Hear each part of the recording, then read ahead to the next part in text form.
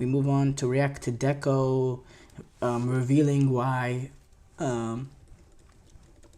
Barcelona did not sign Nico Williams. He shed light. He came out and he's shedding light on why the club did not sign Nico Williams after there was a much known, publicly known pursuit over Nico Williams after that outstanding European championship he had.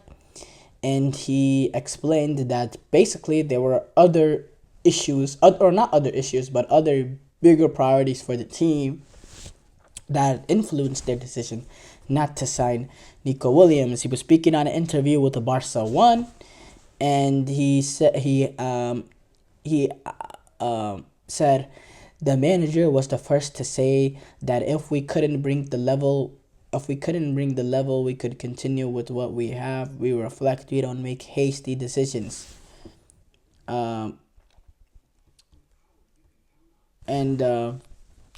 Speaking about okay, no, that has nothing to do with the Nico Williams thing. That was something else. But speaking of the Nico Williams situation, he said, "I'll tell you again. We're talking about level. Today we have Rafinha, Ferran, the return of Ansu, Lamine, and players like Fermin or Olmo who can play there. To bring someone in, they had to be of a very high level. With the signing of Dani Olmo, it gave you more options. It's not that we haven't spoken to players, but we had other priorities that have been decisive in not bringing in another winger." Look, hindsight is 2020.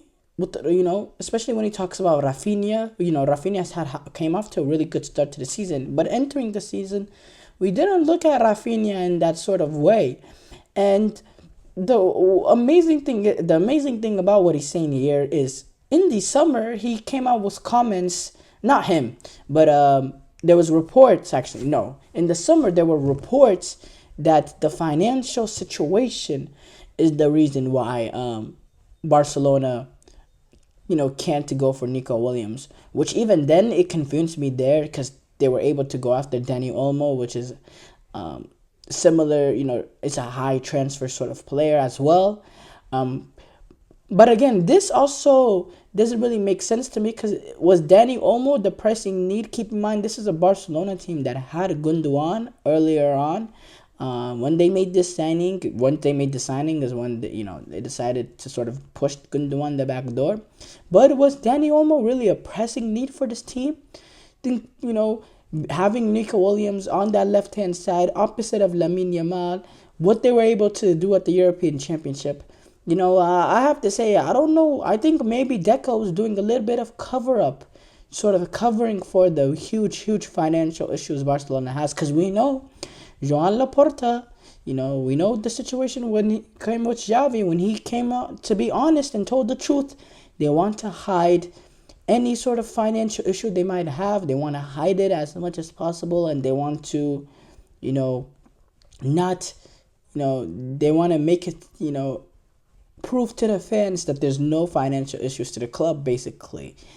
And maybe Deco was sort of, saying this to, take away a highlight from those reports in the summer, saying it was the financial issues and sort of that. But at the same time, I don't know. I'm not an insider, and I like an insider to come out and really, really lay down the line on why Barcelona didn't go through with the Nico Williams deal. Because for me, that would seem like the perfect move for Barcelona, and I still will think that's a perfect move to Barcelona. It's a move that will probably happen. Barcelona, they always have the best in class. They always have like the best Spanish players, and when you have, and I think he would have fit exactly what Hansi Flick wanted to. How direct Hansi Flick is, how forward going he is, how much he relies on sort of the directness of players. Like a Nico Williams. You see what he's done at Bayern with players like Kingsley Coman, with players like Leroy Sané, with players like Serge Gnabry, players like Alphonso Davies, players that are very, very direct, that can get past the man and that can open up space for teammates.